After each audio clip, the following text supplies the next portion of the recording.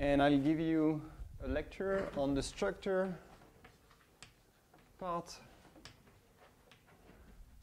of the fluid structure assembly. So I'm concerned with the elasticity of thin elastic bodies.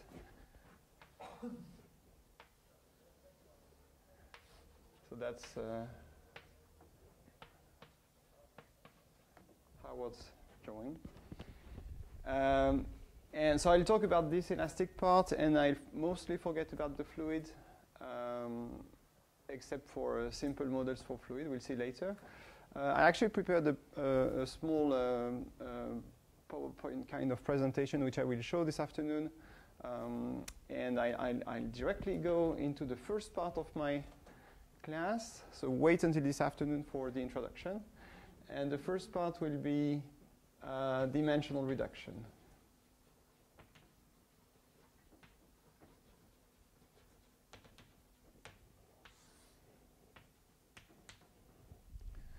So the question I'm asking here is, assume we have a microscopic description of a slender elastic object. So typically we'll use linear elasticity. It can be continuum elasticity. But today, to make it simpler, we'll view this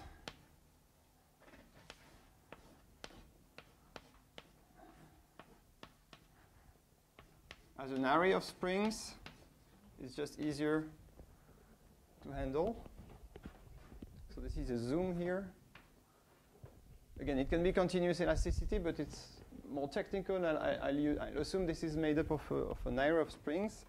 And what I'll show you in my first part is how we go from this microscopic 2D description to an effective 1D model. So we are taking the dimension number from 2 down to 1. So that's the dimensional reduction. And again, the topic of my class will be to derive the 1D model for that. So let's start. And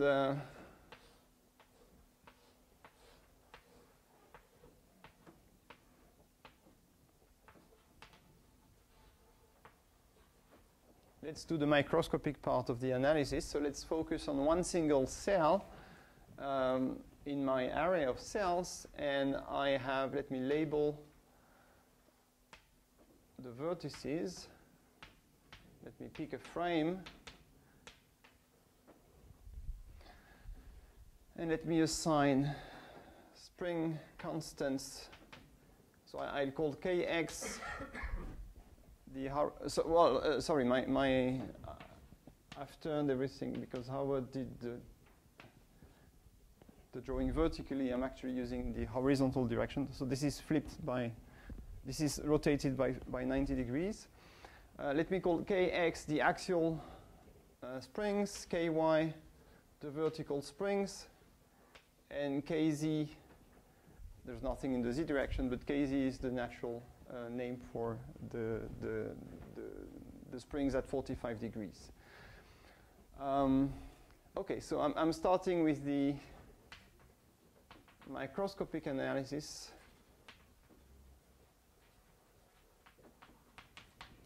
Let me call A the size of the spring, which is the parameter I'm going to let go to 0 later on when I want to go to a 1D model. So A is my small scale here. It's actually H. And we work using the energy. So the only background that you need to have in elasticity is actually the energy of a linear spring. And so let us call x1 prime, x2, x2 prime, the positions in deformed configuration. I'll start by, sorry? Would it be 1 prime somewhere instead of 2? No, on your drawing. No, yeah, that's 1, 2, 1 prime, 2 prime. So prime is for top, no prime is for bottom, and goes increments from left to right. Okay, so that makes, I have 8 scalars that capture a deformed configuration, and I want to first introduce convenient variables for for that. So one obvious variable is the center of mass, or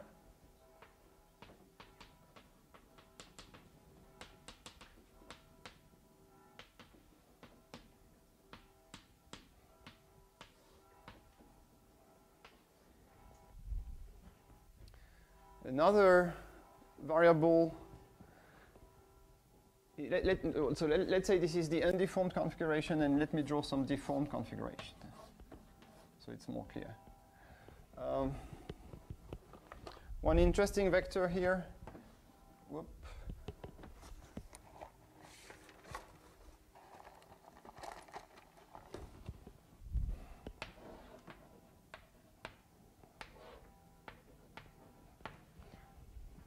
Would be the two vectors that are along the midpoints to either opposite sides. So let me call this is U.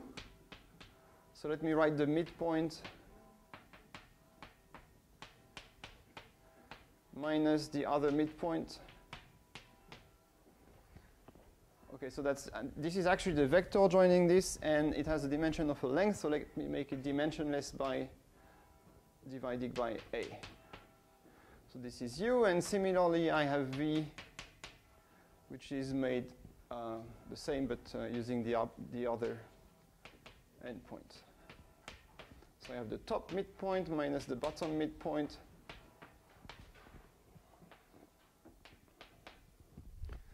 Okay, so I had the 8 4 times 2 original scalars, because I am in dimension 2. I've defined 3 measures. We'll see what we are measuring here. We have 3 scalars here. I need 2 more, and actually a natural choice for that we'll see later. The last information you can extract out of this is, let me define it first.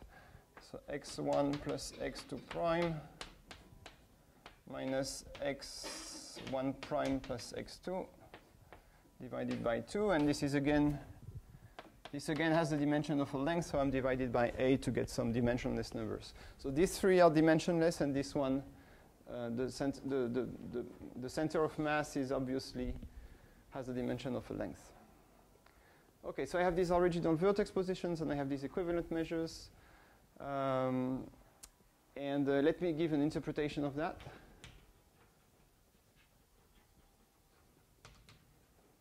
So the point about this is that these measures treat all the vertices more symmetrically, and we'll see that it's more convenient to express the energy. So let me apply what is called a homogeneous transformation, an affine transformation. So if the original position is xi, let me call, actually, when I need, I will call capital X the original position, and lowercase s x the deformed position. So let's say x2 goes to some constant, which is a translation plus some matrix f times the original position, and this is what I call x2. Okay, and same formula for the other vertices with the same s, same c, and same f. So this is a simple linear transformation. Let me compute all that. I easily find that R is just going to be C. That's if I take the origin at the center of my undeformed cell. And we have, it's quite simple to see that U, by linearity, U is going, well, by the way, we have here, in this frame, we have x2 prime equals a over 2 ex plus ey, and we have similar formula for the other vertices with plus or minus things. So if you just insert this into this, you get the deformed position, and then into this, you can find U, and U is simply f dot ex. It's quite easy to see. V is f dot ey, and for, well, actually, it's not the interpretation. It's the case of a homogeneous transformation or affine transformation, W is 0. Sure. I couldn't catch up with you. Here, you first thing you dimensionless them, but under the UVW, you still use the bar. The bar. Right. So the bar means it's a vector. But it's not. The right part is dimensionless.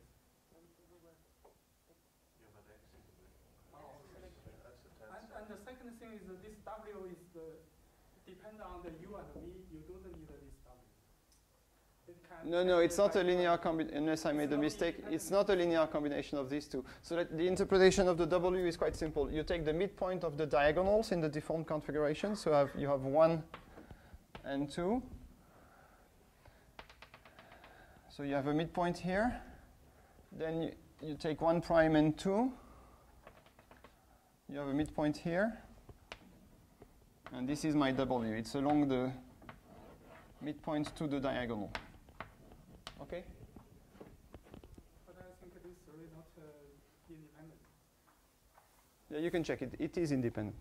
We'll see that later. Simply, we'll prove that it's independent in a moment. Okay, so for an affine transformation, you find that R is the translation you've applied, the mean transformation. U and V give you the 2 columns of the matrix F, which is 2 by 2. So this is called the transformation gradient. It's just the matrix here. And you find that W is 0. So W is going to be a measure of how non-affine a given transformation is. Okay?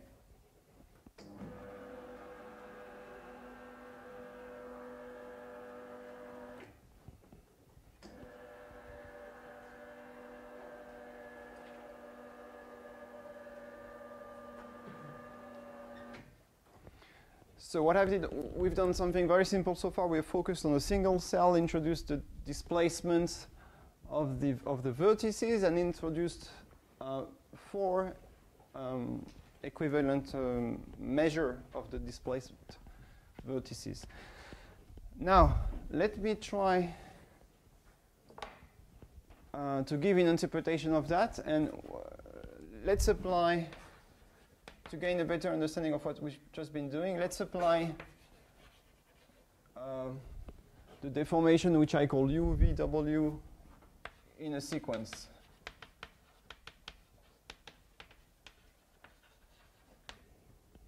So let me start from the undeformed configuration.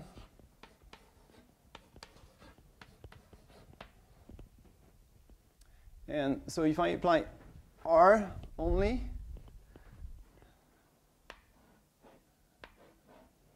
can we? Is there any better color chalk than this one? It's only white. Okay, so if it's possible, it will be better. So this would be Rx, right? If I just set R along X and all the other ones to 0, this is how I displace the vertices. So that's, you recognize the horizontal translation. And same for Ry. This is a vertical translation, easy. For U, if U is along X, well, sorry, I forgot about that. I skipped a step. I have 8 scalars, x1, x1 prime, x2, x2 prime. I have 8 scalars here, and I'm going to answer your question. I'm going to explain that it's actually possible to make the reverse transformation and find out x1, x1 prime, x2, x2 prime as a function of these.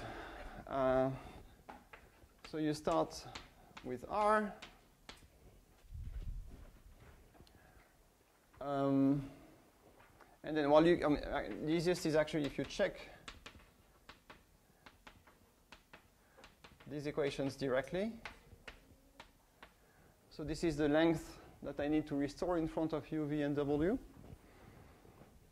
And now essentially I have to inverse these linear relations, and I'll give you the result of the calculation. So X is R plus U x1 is minus u minus v, x1 prime is minus u plus v, x2 is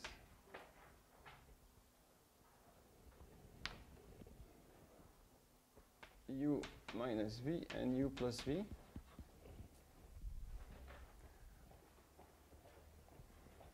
And then w is plus minus minus n plus. So that can be easily checked. It's just linear.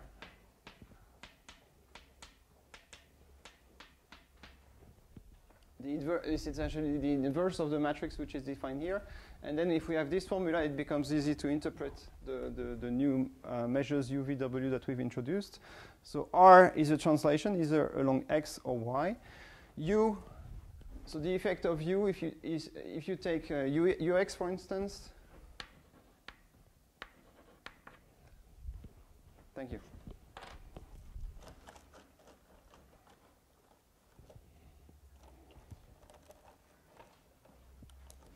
Okay, so u is going to, if it's along x, u is going to bring 1 and 1 prime backwards, and 2 and 2 prime forward. So it's actually going to stretch the square like that. Something similar happens for Vy, right? Vy is going to bring 1 and 2 downwards.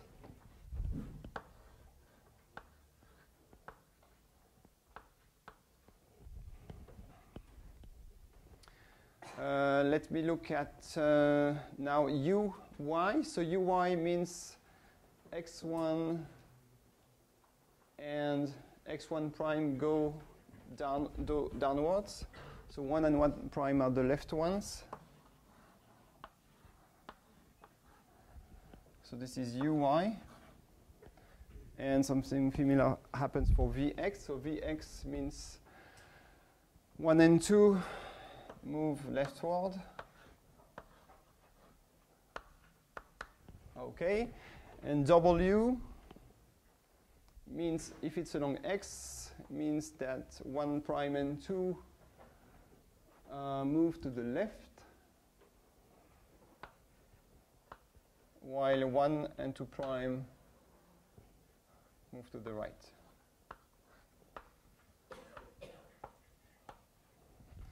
So we'll have what we'll call the modes of the square, and we'll see it's very important for the elasticity. We are starting to capture the modes of the elastic rods. So for y, it's the same. So 1 prime and 2 go downwards. 1 prime and 2 go downwards.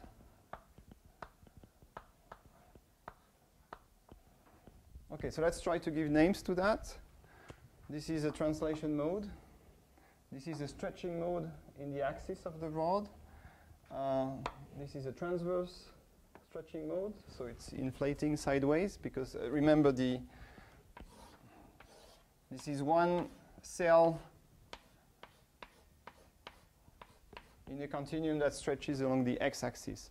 So these two are a combination of shear and rotation, and these ones are interesting. They are we'll see that we need them for, especially this one, we need it for the bending mode, which will come out later. And that's something more weighted that we'll deal with. Okay, so with this, we have an say again? Is it given a name? Is it? It's a mode that's actually not expressed in the 1D model. So no, I don't think it has a name. Other than bending or something? Yeah, bending is more like, well, bending is this one. If you bend, you'll shorten the outer edge and strengthen the inner edge and lengthen the outer edge. Well, I would call this a local mode that's not expressed globally. Okay, so just by virtue of introducing some other measure of the deformation, we've seen that you can define some modes. We've interpreted these modes, and now we're ready to calculate the energy, the elastic energy, how much the springs are deformed in a cell. Are these area preserving modes? Sorry? I mean, is the area of the element preserved in this? The area? No, no. I'm working with the general deformation, so we'll see that you can pick the stiffnesses so that you can achieve special constraints like volume conservation, but I'm not assuming it in the general case. Oh, I forgot to say that my first lectures are going to follow the notes which you'll find online, especially with the details of the notes. Oh, I should also say, why did I choose to do this detailed dimensional reduction? I like it because it's a quite classical but quite subtle calculation. So I think it's interesting to both people that don't know anything about elasticity, because in the end we'll get a justification of the models we use for Roure and the expression of the elastic energy. But I also learned many things in preparing these things, because they are very subtle issues, and how you justify that this kind of modes is not expressed at the macroscopic level, and what you do with the thing. And also we'll see that you can actually get quite many different models in the 1D limit. So we'll focus on 2 or 1 main models that you get in the end, but there are some situations where you need other models. And we'll see that this generic approach potentially gives you all the possible models. So there's not one answer to the question, what is the 1D model for that? And walking through the steps allow us to identify quite a number of interesting models in the end.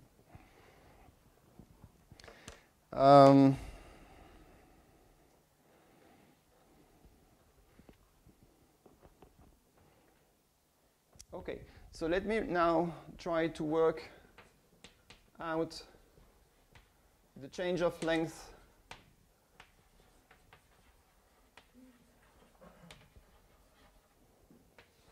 of the springs. So what I claim is that some of the numbers I've introduced here are a measure of the strain.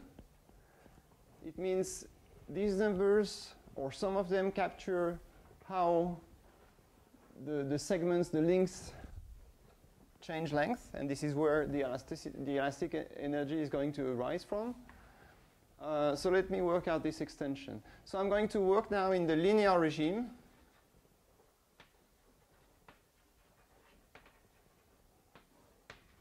So I'm going to assume that x, so for instance for vertex 1, x1 is the undeformed configuration x1 plus some small displacement which I call dx1, delta x1.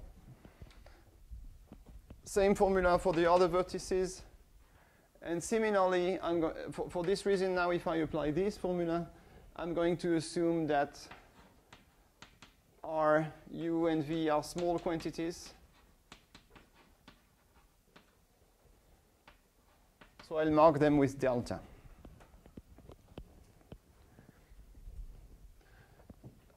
So I'm going temporarily into the linear elasticity. So in the linear regime, small deformations away from the reference configuration.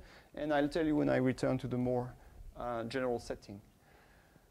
OK. So this formula are already linear. So if you want to compute delta R, delta U, delta V, and delta W, you just insert deltas at the right places. And OK, now a quantity of interest is the elongation of the change of length of the spring. So let me take the spring connecting 1 and 2. This elongation I'm defining as the deformed length minus the reference length, and I know the reference length is A. So if I use this formula, I know that these displacements are close to the original displacement. So the original sorry, I'm reasoning on this vector, right? So that's the initial shape of the vector, and there's a small increment coming from the displacement, which is this.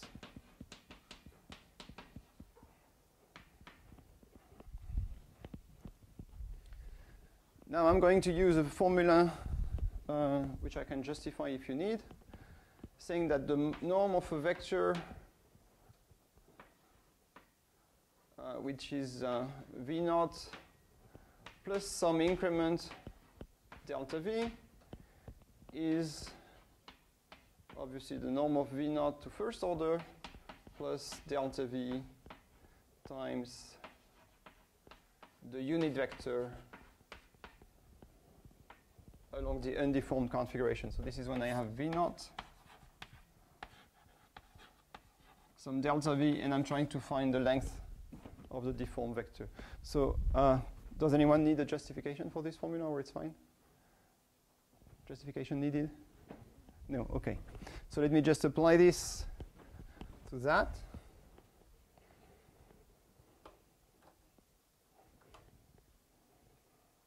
It's more than a couple seconds. You need to push back and forth on 2 buttons.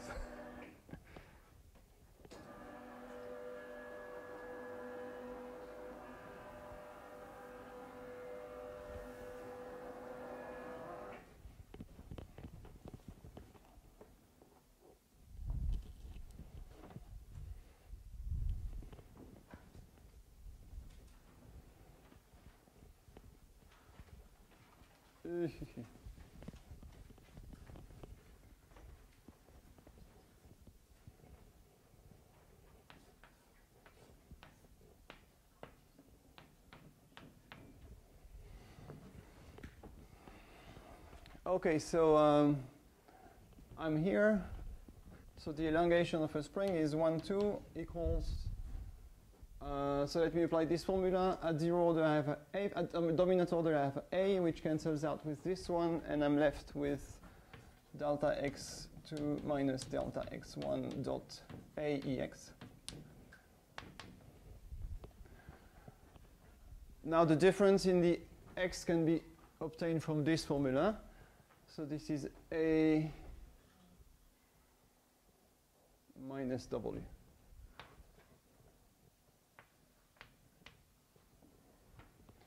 If I'm correct.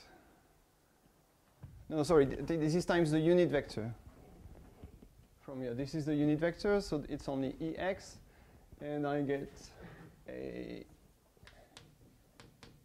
ux minus. Is that correct? Probably. 1, 2, u minus w. Yeah. And I can do the same calculation with the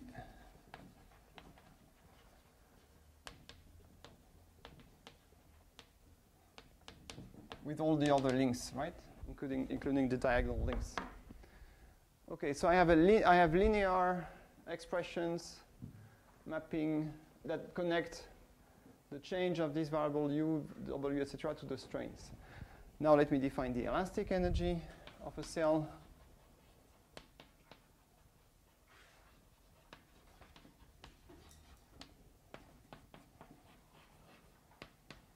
So I'm using, again, I'm doing linear elasticity.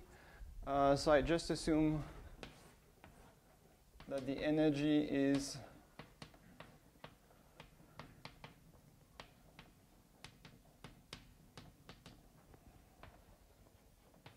I'm just summing over springs, spring constant,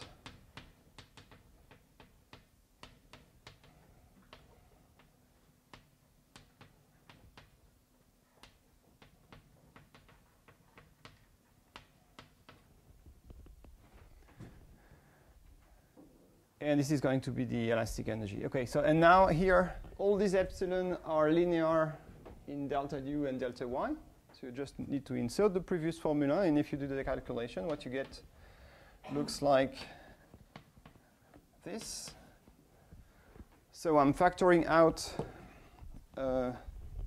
this factor a over 2, which is going to be convenient, times q of ux. So I'm giving you the final formula, and we'll have a lot of comment to make on it. So let me. KZ is the diagonal spring. Yeah, I erased the Q plus. Then let me write it consistently with my notes.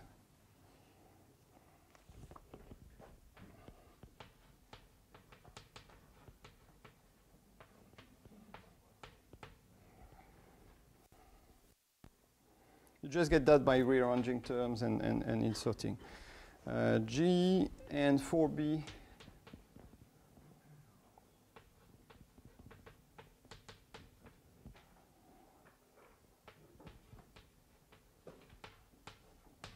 Okay, this is the formula I gave.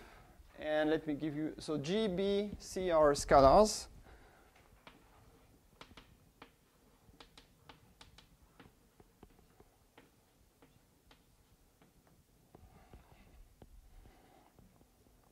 Q is a quadratic form.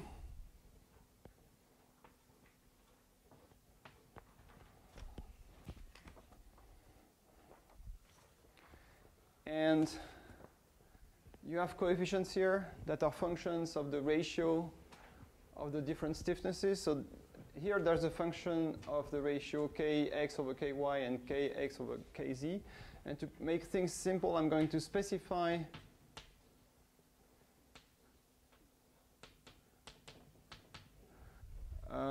I'm going to write that the three stiffnesses that I have for the three types of springs are not independent. I'm going to introduce a parameter beta.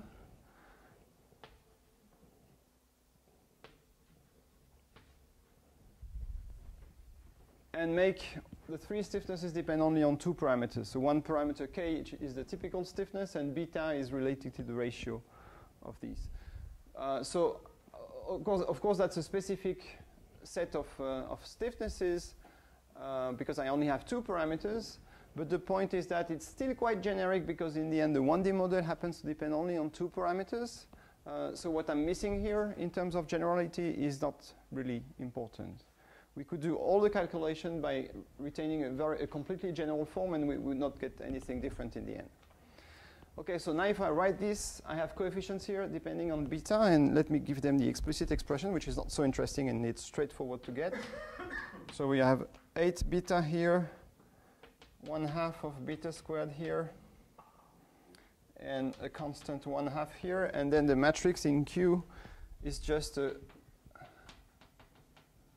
beta times 1 plus beta here.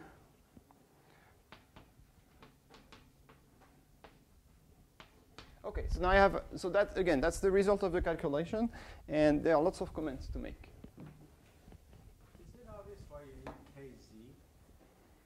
Yeah. You couldn't just have an AX and a KY? You know the answer, right? You're, no. No. Okay, it's, if I want to apply shear here. Now I really feel stupid. No, sorry, I didn't mean that. No, the reason, maybe I didn't specify that. You have perfect joints here, right? So there's no energy associated with shearing the joints. Now, if you want to shear, well, I feel stupid for not explaining before. If you shear the rod and kill these joints, kill these links, then you'll have a shear mode that costs no energy. So this is fine as long as you stay 1D, compression and extension. But if you want to apply a shear, then you need these diagonal links. That's something that's going to appear. But effectively, you're thinking about this as like a model for a molecular material? No. I'm just no. It's. Don't think about molecules or anything at all. No. It's a macroscopic structure, but I'm presenting one instance of dimensional reduction that's manageable and can be done by hand. I'm viewing it as an approximation or a first guess for the ideal case that would be the continuum model. And actually, the continuum reduction works exactly the same as this one. I'm saying this one has a lot of interesting stuff to discuss, and almost everything is in there already.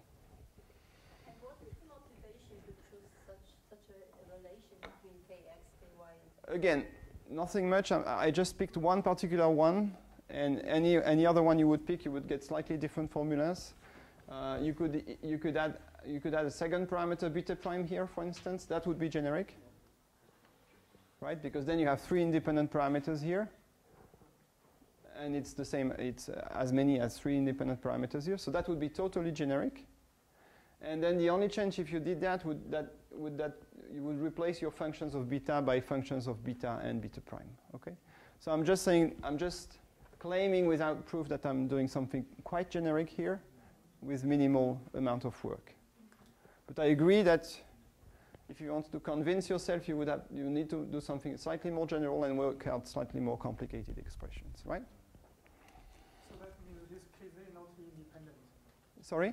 This KZ will dependent on this. Right, now KZ becomes dependent upon x and y, okay? So I'm working on a specific model. I'm just saying that in the end, the 1D model that we'll have turns out to be quite generic, but that's not something I can prove unless I work out the general case. So it's a shortcut, believe me, okay? So, comments.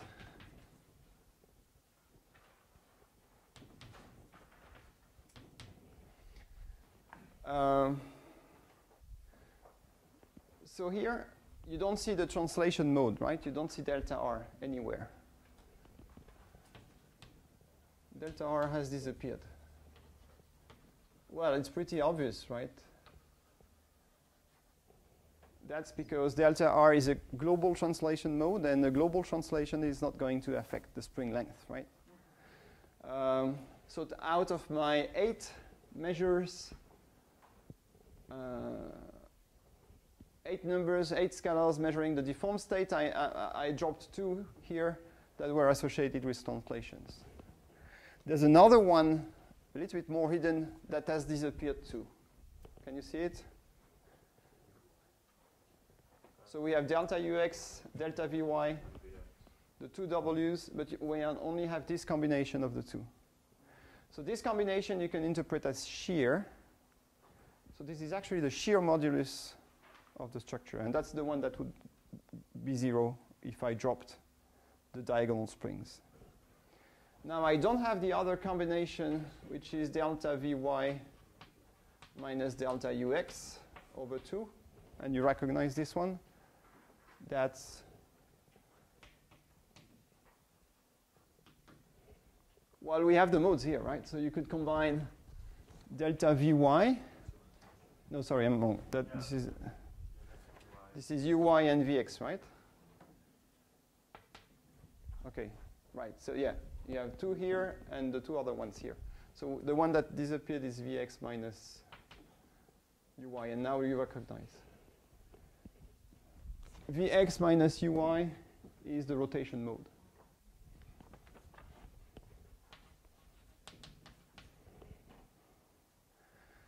So we are left with 1, 2, 3, 4, 5. We'll say that the 5 numbers here that we are left with are the strain measures, 5 remaining scalars.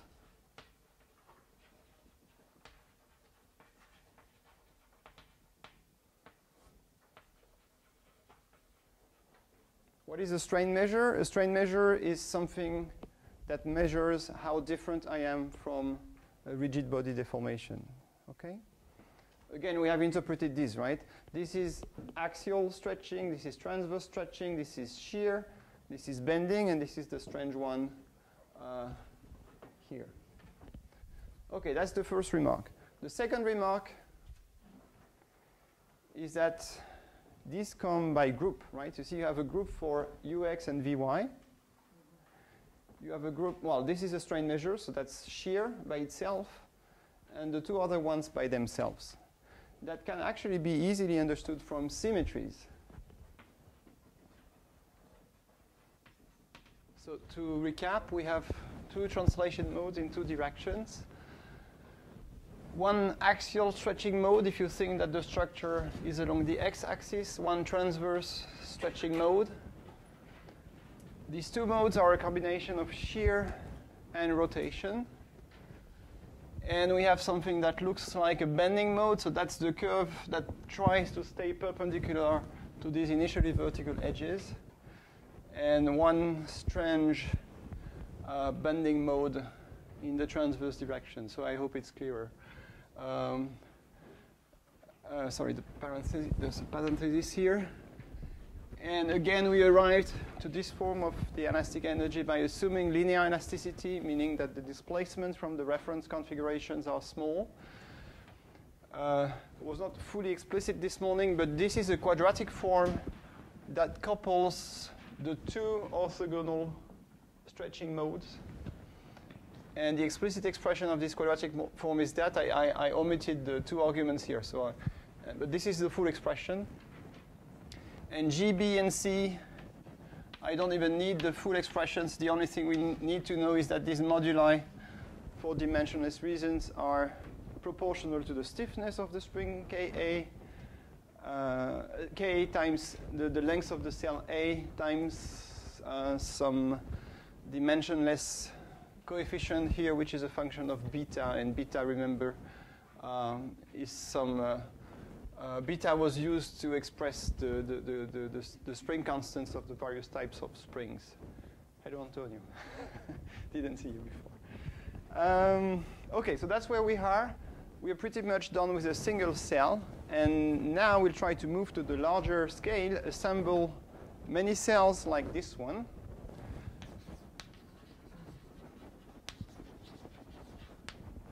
So this is the picture. This is the cell I studied already, and I'm putting a series of them.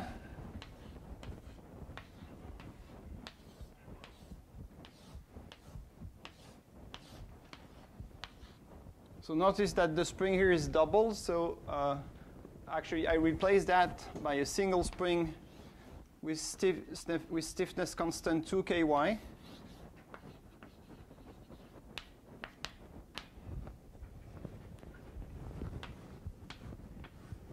And we still have the same spring constant Ks and Kz as before for the other types of springs. And now each cell is going to have its own variables, which we identified before. So let me call this xi. This would be xi prime for the top edge. And then this cell has variables ui or delta ui because I am in the linear setting, delta vi, and delta wi as well as delta ri, sorry. Okay? So essentially, I'm assuming that there's some kind of load and boundary conditions imposed on this assembly of spring. And I'm trying to do two things at once. One thing is to assume that the cell size is going to 0, so I can hope to have a continuous description. And another thing, I'm trying to solve an elastic problem, assuming that there are some load distribution and so on. So at the moment, I'm focusing on expressing the elastic energy of the assembly. So the first thing we should notice here is that these variables that are attached to cells are not independent, because if you take a given vertex like this one, there are 2 ways to reconstruct this position from these variables. One way is to use this formula coming from the cell on the right, and another way is to use the other formulas coming from the left. Okay? So let me write down explicitly these 2 possibilities of reconstructing xi. So if I come from the right, let me label this one I. I have, again, I'm doing incremental things. For xy prime, it's coming from the right, it's minus ui plus vi. And I don't remember, it's minus wi. All have deltas.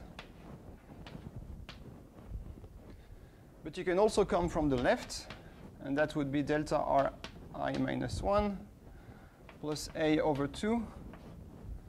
Now if you come from the left, you have plus delta ui minus 1 plus delta vi minus I minus 1 plus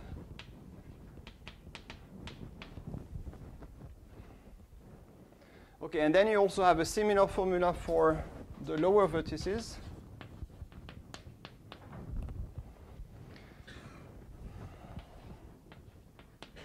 So it's basically the same with some of the signs are changed. Actually, the V and U signs are changed. Sorry, the V and W signs are changed.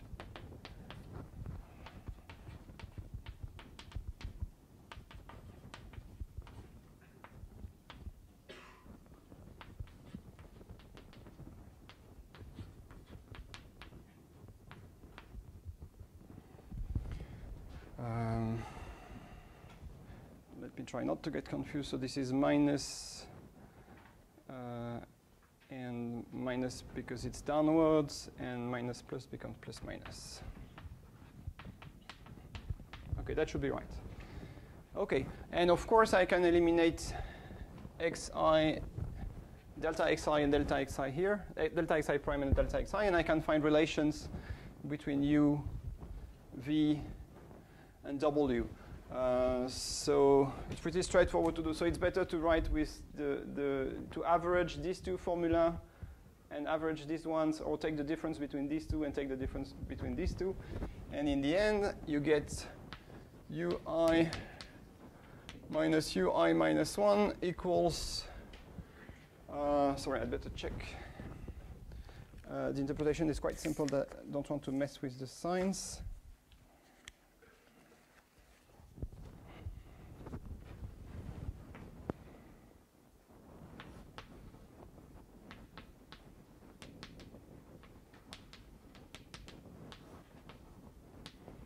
So you get two very important formulas, and the other one is, all these have delta.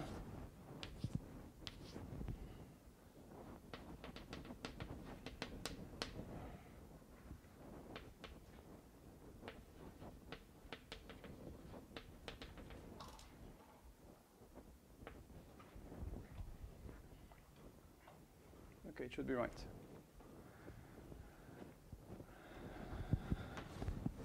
What does that mean? It means that we saw that for the energy, it's preferable to use these variables that belongs to cell. What that means is that this parameterization is not free.